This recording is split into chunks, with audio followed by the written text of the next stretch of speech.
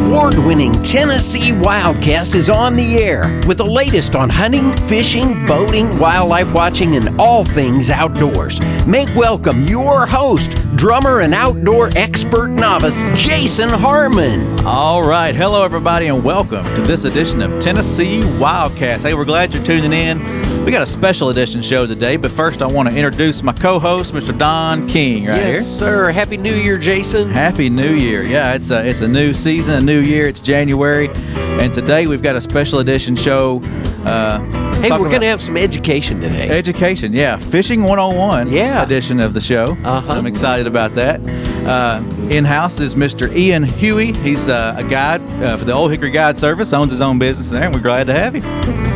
Glad to be here with you guys. I think it's going to be a fun show. We're going to learn a lot, right? Lots of learning. Lots of learning. That's right. That's right. If you want to check him out, fisholdhickory.com. That'll be how you find him. That's good, yeah. And if we want to rattle out a phone number, we can do that too. But fisholdhickory.com, you can email him and contact him through there and take advantage of some of his guide service. But we're going to learn a lot today. We're going to learn about where bass go in the winter. That's good, yeah. A lot of people don't know. Some fishermen just get out there and hope for the best. Some know what they're doing. Some are used to fishing certain patterns, and then they don't always fish the same way. That's exactly right. Yeah, and during the wintertime, more than any other time, the majority of your fish are actually going to be using the smallest amount of water that they will all year. I like to say that 90% of your fish are actually going to be in 10% of the water, and it can be really intimidating, when we try to break down a larger body of water as compared to a pond or, lake like that, so we're going to go over all that today, kind of awesome. what we look for, and we'll go from there. Yeah, well, let's start with ponds. Some ponds are flat and all the same depth. Some have dams on them where they have deeper spots. So explain to us, for a pond, say a pond with a dam, where would you target fish? Absolutely. In the wintertime? Yep. So general ponds they're actually going to be the easiest that you can actually take on during the winter. The bass, they don't have anywhere else to go. Right, they're kind of stuck. They're going to be right there in your face. When we talk about ponds with holes, that kind of thing, that's absolutely where they're going. Okay. Regardless of your bottom, whether it be a muddy bottom or a hard bottom, they're going to be in the deepest part of that water, and that's 110%. Doesn't matter, if it's on the north end of the pond or the west end, they're going to be in that deepest hole where the water is most stable for them. Yeah. So if we've got a dam, generally dam's going to be made of some type of rock or hard object that's going to hold our heat. That's obviously going to draw our bass. Anytime we've got anything that's a little different, be it a dam, log, brush pile, that's where your bass are going to be. And really in particular in a pond, they don't have anywhere else to go. They don't have the contour lines and stuff. So that's really what I'm looking for. So what about what if there's no structure and it's just a flat pond? Exactly. Farmers dug out and it's just one level. Yep. So what are you looking for there? They've got to go somewhere. A bass is not going to sit in the middle of the water with nothing around him. He's going to be on an edge. So generally speaking, he's actually going to pull into that bank. He's going to have an edge wherever he's at. It's probably going to be a little warmer there, I guess. Absolutely. And when we're talking about the ponds and stuff, in the afternoons or after a couple warm days, you're going to see those bass in the ponds. They're going to come up. Mm-hmm. They're going to be quite a bit more shallow than a lake bass or something like that, because the water's going to warm up that much quicker, and be a little easier to catch, So, did you grow up fishing ponds, Don? Yeah. Ponds and rivers, really. Yeah. We didn't have huge man-made lakes where I'm from in Nebraska. Fair enough. Yep. So we had a lot of farm ponds and the Elkhorn River. We used to hit that regularly. Oh yeah. I love fishing the river. Love it. Yeah. I mean that's why a lot of people grow up. These farm ponds and ponds are easier access sometimes for folks, and that's where a lot of people learn to fish. Absolutely. And like I said, the rivers are a little easier access too. Speaking of learning to fish, let's back up just a second. Sure. Ian, let's do it. Tell us about how you got bit by this fishing thing. I don't even know. I honestly do remember catching the very first fish I ever caught in my life. I remember it like it was yesterday, and ever since then, I've just absolutely been hooked on it. Yeah. I've absolutely been. How hooked old on were it. you when that happened? I wasn't 10 yet. Okay. Yeah, I was. All right. I was a boy. Who took you? Me and my dad. All right. Yep, sure was. Good deal. I remember it like it was yesterday. Shout out for dads. That's right. That's right. That's right. Definitely. So, what are folks going to use on these ponds? What kind of bait are we looking at? Anytime that I'm in a pond, weight of my bait is going to be key. A lot of the ponds, like where you're from, bottoms aren't necessarily hard. They're muddy. They're mucky. I generally do not want my bait in that muddy muck. They don't like it, right? So I'm going to look at something like this. Going to be like a shaky head worm, 1/8 ounce jig head with a little bitty, I think it's 5-inch worm, maybe. Yeah. That looks Something right. like this. And how I'm actually going to fish it is I am going to drag it on the bottom, but it's more to me about after you kind of pop it up a little bit and it's drifting down, tail's kind of moving a little bit, and it's just going to drift right in front of his face. Right as it gets to the bottom, I'm just going to barely hop it. When I'm talking about hopping, I'm not talking about like you're jerking a spoon offshore. I'm talking about little bitty pops just to get it exactly right. Exactly right. But weight's going to be my biggest key. So I'm at like an 1/8 ounce. I'm on a bitsy bug like this, 1/4 ounce, little bitty weights. We don't want to be digging in the dirty mud. So, and then of course a jerk bait, that's always an awesome choice in the wintertime, and we'll go over colors and that kind of thing, how I select my colors a little bit later. Sure. But that jerk bait jig and a shaky head, That's an impressive collection that Ian's brought. So if you're listening on the radio, be sure and check out the video version so you can see these things. Yeah, we'll try to explain some of the colors and stuff too, and be a little more explain things a little bit better for those listening on the radio. But if you get a chance, go watch it for sure. Yeah, definitely. Tune in and watch the show. That shaky head, I've fished one of those, I believe, a couple times. And does the weight goes down, the fish, the bait kind of swims up? Generally, yep. That's exactly right. It's a great, and like I tell all of my clients, that's a bait that you can catch them on. I don't care what time of year it is. You can catch fish on that bait. I don't care what lake you're on. And keep moving it, right? Absolutely. Absolutely. It may just be little bitty drags, or it could be little hops, Harder bottom, I'm going to kind of drag it. Okay. Muddier bottom, I don't want to be dragging, kicking up, a bunch of funk. Gotcha. Yes, sir. All right. Well, does that cover ponds? What do you think? Pretty well. All right. Well, let's jump into rivers. There's a lot of rivers in Tennessee. A lot of good fishing in the rivers here in Tennessee. And so let's jump into maybe just old rivers first. Start there, and where would you find bass in the wintertime? So the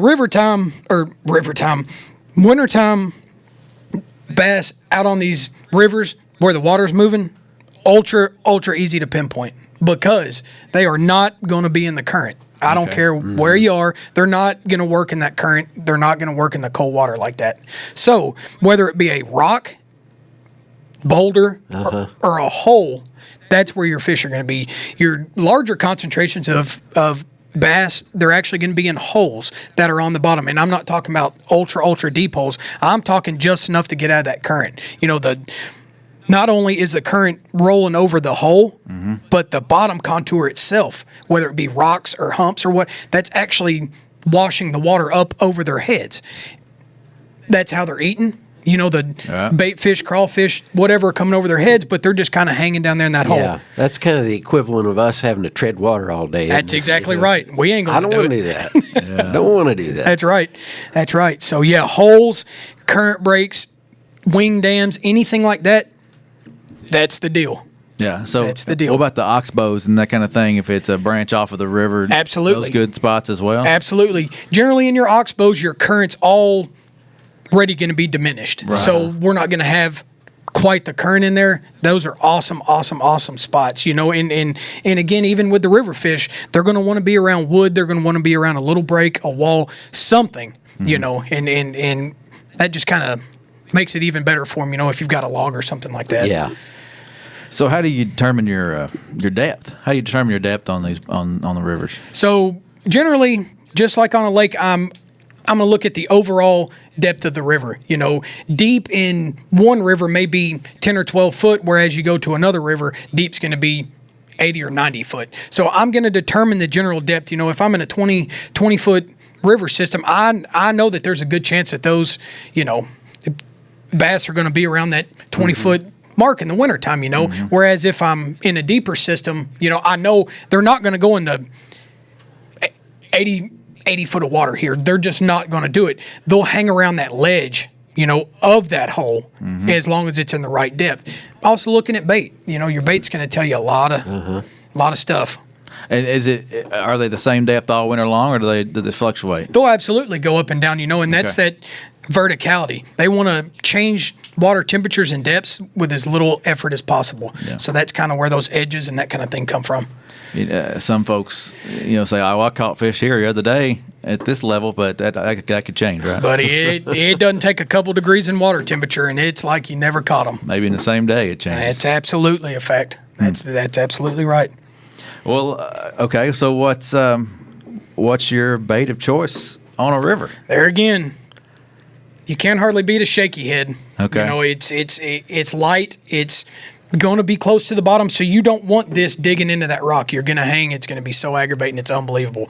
But if you're good and patient and you cast up from where you're actually trying to bring that bait down to, and kind of let that current drift that bait, and you're just kind of, you don't want it digging. You just kind of want it ticking, kind of working its way over the rock. Gotcha. Shaky head in a jig, you're literally worked the same way. I like this bitsy bug jig in the winter, got a little bitty profile to it. They don't always want a great big meal. Or if I need heavier, then I'm going to go to a heavier jig, but it's also going to be a finesse jig. So I want that smaller profile. This, I believe, is a half or maybe a 5/8 head, where I get the little profile, but I get the weight if you're in a little bit heavier current. So also a jerk bait, these can be great in current. Obviously, you're going to, that's all right, it, buddy. They're obviously going to suspend in the water column. You're going to jerk them, and generally that bait's just going to kind of go by the fish in a very natural fashion, more or less. So always, that's a really good bait. Now, you've showed us a wider range of colors here, from the shaky head, the dark blue, the dark greens, and the lighter, khakis in that green jig or whatever you call that, yellow maybe. Yes, sir. And then this bright bait. So how do you choose your color in the wintertime? So a lot of color, it's you'll go to certain lakes and it'll be a red lake. It's just these red crankbaits in the wintertime and early spring. They're just going to catch the fire out of them. Whereas you go to another lake, and it's a different color. Red is always a good color during the wintertime or the early spring. I have no idea why. I've heard tons of theories on it, but I don't know. That's obviously a rattle trap. Awesome bait. That's more of a reflex bite. I really like a chrome in a rattle trap. You're going to get a lot of the flash as that bait's ripping through the water. Awesome. Kind of a spoon look too. That's exactly right. Crawfish colors. On your Highland reservoirs. We're going to leave that one there. She's locked up. There's that red again. I've got red in just about every crankbaits, that I throw. And when we're talking about a jerk bait, this is going to be more of a visual deal. So dirtier water, we want a little bit more of a brighter color, solid color. Whereas we look here in our cleaner water, it's more of a transparent color. Okay. So you just kind of want to get their attention. You don't really want him seeing it necessarily, But so yeah, it's. Because you look at that and you think, oh, that's a minnow. That's the color of a minnow, or closer than that yellow. And you're like, well, they don't eat that stuff. Absolutely. That's not what they're not used to seeing. Absolutely. And what's kind of weird is that we go down to Tim's Ford every year and have a ball. Ultra clean water. You can, you feel like you can see the bottom in 20 foot. And that color right there, I have absolutely killed them on. And it's a brown fish thing usually, but it's like there is nothing in nature, buddy, that looks like, but they can't stand it. Ian's holding up a yellow color with kind of a purple ridge on the back. Yep. Yeah. So, and you say brown fish.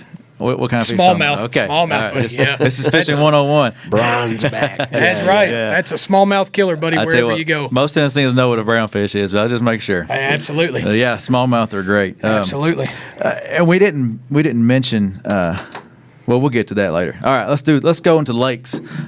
You mentioned a little bit on some of the baits there in the lakes, but let's just start out with where would you start on a highland reservoir?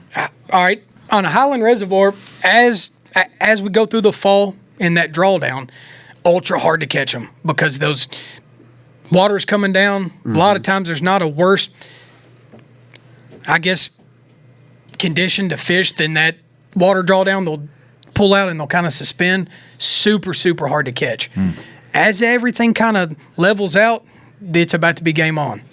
Then I'm looking for either a river channel or a creek channel. That's really what I'm going to focus on in our lakes is channels. That's what the bass are actually using as their highways, whether it be a creek channel or a river channel. So anything that we talk about from here out is going to reference to that channel, and that is their lifeline. That is their highway. And so is that channel deeper? I guess it would be. Absolutely. Yeah. So that's where they're going to go. They're going to go deeper against those walls, maybe. Yep, absolutely. So, like he's saying,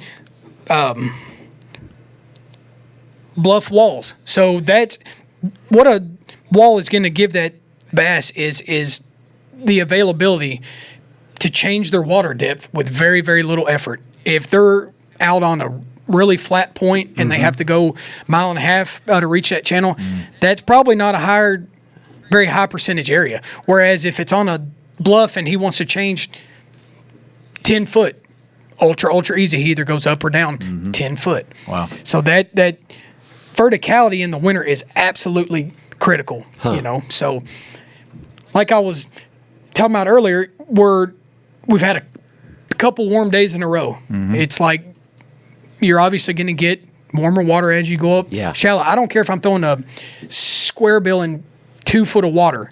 Before I go toss that bait, in my mind, I'm asking myself, where is that channel? Because I'm not going to go throw it on a random bank. I'm going to throw it on a bank ultra shallow, but it's going to be right close to that creek channel, river channel, however it may be. Okay. So you've got to keep the creek channels and the river channels. You've got to be close to them generally. Yeah. You don't choose your bait just because you're fishing off a bank. You choose it the depths you want to go, but make sure you're on that channel. That's absolutely, or really close to it. Right. Really close to it. Okay. So, awesome. Yes, sir. So, so now there's the points on the lakes as well. Yep. They're still going to be out there at some point. So absolutely. How would you fish that? So when we look at a map, we've got hundreds and hundreds of points on any of these lakes. There again, I'm going to look at my river and my creek channels. Number one, everything else outside that, if it's not relatively close, I'm not even considering it, right? So that's number one. Number two, I want that point, if at all possible, to run directly into that creek or river channel. Okay. All right. So that channel is going to come right up next to that point. That's absolutely key right there. And furthermore, what I'm looking for on that point, generally with my electronics, is going to be that little bit of different, whether it be like literally a log, or it's muddier bottom and then boom, there's rock, or it's ultra sharp drop right here and it kind of levels out and then it goes ultra. There's little bitty key things that me and you may not even ever think about. We know we catch them there, but it's like that very, very little minute detail is, what's holding those fish. And you're talking during the wintertime, we're not talking a couple fish. You're talking wads of fish. Yeah. I mean, you're absolutely talking big groups of these fish, So when you find them, you're going to find them, right? Generally speaking, absolutely. If you're catching them down a bluff wall, you better keep on going down the bluff wall because there's probably more, or out off a point or, whatever it may be. Yeah, and staying warm. I guess if they stay together, they maybe stay a little warmer as well. Yeah. Very possibly. Yep. I'm no biologist, but I want to hang out. But with we my know friends. a lot of them. Yeah, we know a lot of them. Yeah. Oh, so anyway, okay. So we hit the long points, structures, and rocks. So when we're talking about these lakes, what lakes are we talking about? Not Reelfoot, right? No. That's a little different animal there. No, we're talking about like your Tim's Ford, like your Del Hollow, even like your Percy Priest. Okay. The majority of the lakes here in our area, other than like Old Hickory, that's a true river system, something like that, so there's a bunch of these lakes around for sure. Well, I guess, how does Kentucky and say Barkley and some of those fall? They're a little more like a river system, say like an Old Hickory, like a natural. They're not obviously not natural, but they don't really fish like a highland reservoir. Okay. They're a little different dog, Well, let's jump into those other dogs. Well, actually, let's do baits first. What baits on these highlands? Absolutely. So, like we're talking about the long points going out into the creek channel, you would be shocked how cold you can catch fish on a crankbait. This is a 5XD, I believe it is. So it's got an ultra hard, ultra wide wobble, almost like a wiggle wort or something like that. It just dives a little deeper. We've caught them in the, mid to low 40s on it. And I mean, you can tell the fish didn't want to bite it, but it came by and he can't help it, right? So that's a crankbait with, looks like almost like a camo green back and a white belly almost. Root beer color. Root beer, okay. Catches them everywhere. Not only that, so that's got an ultra hard wobble. Sometimes they want it ultra finesse with a very tight wobble. Okay. This has got 0 rattles in it. It's actually a balsa. It's actually a balsa wood, and what you're hearing is the hooks. The hooks banging against it. Exactly. So it's got a really, really tight wobble. But key here is that we've got to be on the bottom. We've got to be hitting. We've got to be making contact with the bottom. We've got to be deflecting, to make that bass bite. Also, a rattle trap. It's great to great to try to yo-yo them if it's deeper, where you're kind of hopping it and then kind of letting it fall, where you're maintaining that bottom contact where we know the fish are. Right.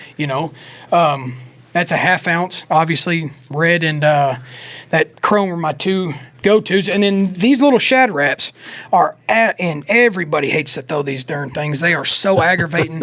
They're so light, but they catch fish. Buddy. I like those. They catch the fire out of them. But I caught one of the biggest fish I've ever caught on something like that. I don't doubt it. Yeah. I don't doubt it at all. A couple colors I like to throw is like that orangish kind of burnt orange color. Obviously the red again. And then I always like a natural color, which it's around here somewhere. Just a natural shad color. Yeah. Yeah. Okay. All right. Well, let's go to another type of body of water similar to, say, Kentucky Lake or Old Hickory or that kind of water. Not your Highland, but you're more in the channel more. Yep. So more of like a river system. River system, yeah. Like an Old Hickory, Barkley, or Kentucky Lake, like he was saying. There again, 90% of what I'm doing, I'm right on the channel, buddy. Right on the channel. And more in particular, I want to be on a bluff wall on the main river. That is not every fish obviously in the lake can't go to a bluff wall, but the majority of our fish, they're going to be right there on that channel. And even more than that, the ends of them. So the ends of the bluffs where it starts or ends, however you look at it, buddy, that can be ridiculous.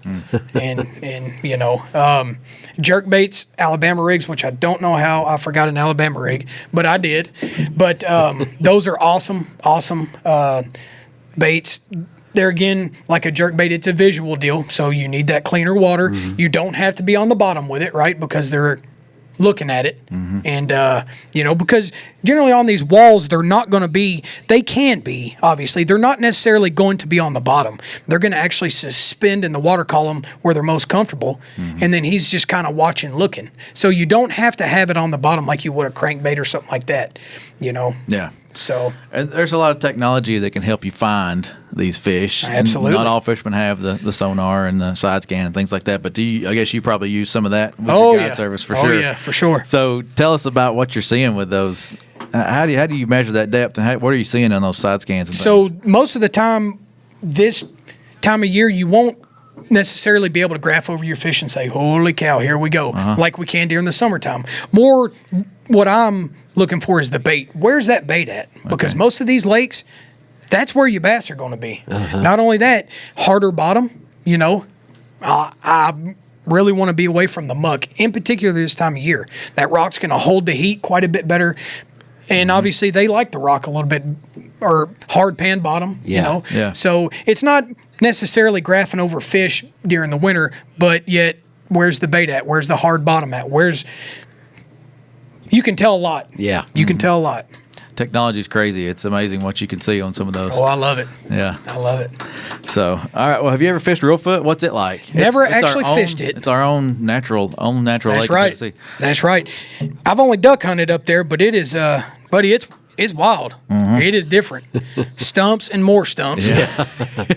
It's gonna say like it'd tear up a boat pretty quick. Buddy, it is a different animal, but buddies that have been up there, guys that I've talked to, there again, just like in a pond, you're going deep. With that, As deep as you can go, right? It's that's pretty exactly shallow. Pretty right. shallow. Very shallow, very Yeah. shallow. But you're looking for those holes. You're looking for those deeper pockets. And yes, there is a deeper part of reelfoot, but there again, it's relative to if you're way at the upper end away from the hole, and you've got a 2 or 3 foot drop, even that can absolutely hold those fish. Gotcha, So it's very relative to where you are. Yeah. Kind of what you're doing. Cool. Well, I think that covered most of it. Anything you want to hit on real quick? We're going to run out of time, but anything else that you think is key for fishing 101? I mean, just your basics. Keep your head up and just keep on fishing. Like I said earlier, 90% of your fish are going to use 10% of the water, maybe. Right. So once you find them, keep on going. And just because you caught them doing whatever today doesn't mean that's what it's going to be tomorrow. Yeah. So real quick, what kind of rods and reels are you going to be throwing on some of this? Oh Lord! So like on my jerk baits, I 6.5 medium, whereas on like a 1/2 ounce jig or something, I'm going to go 7.2 medium heavy or even heavy. Okay. Heavy stick. Bait casting probably. Generally, yes sir. Yeah. Other than my shaky head there. But don't be afraid of the spinning reel if you need to. Heck no, buddy. It catches them now. It'll drag her crankbait too. won't It catches them, baby. That's right. fisholdhickory.com. Yeah. Keep that in mind. Keep that in mind to hook up with Ian sometime. Ian Huey. And we're glad he's been here with us. This is our first edition of Fishing 101. Yeah. And it was where the bass go, and then we'll cover some more. Where the bass go in the summer, where they go in the fall, we'll cover some more. But Let's do it. But we're going to try to come back to you each month. I with, love it. With some new stuff, and Ian's going to come back with us, and you may find us out on the water too. Yeah, that's To right. get out there and do a show on location. Field report. There you That'd go. be awesome. All right. All right. Well, thanks, Ian, and we appreciate you. All right, man. Thank you. Don, thank you. You bet. And we'll see y'all next time on Tennessee WildCast. Thanks for tuning in. Stay connected with TWRA by visiting our website at tnwildlife.org and follow us on Facebook, Twitter, and Instagram. Hey, it's all about Tennessee wildlife. It's what we do. Tennessee WildCast will be on the air again next week. We'll see you then.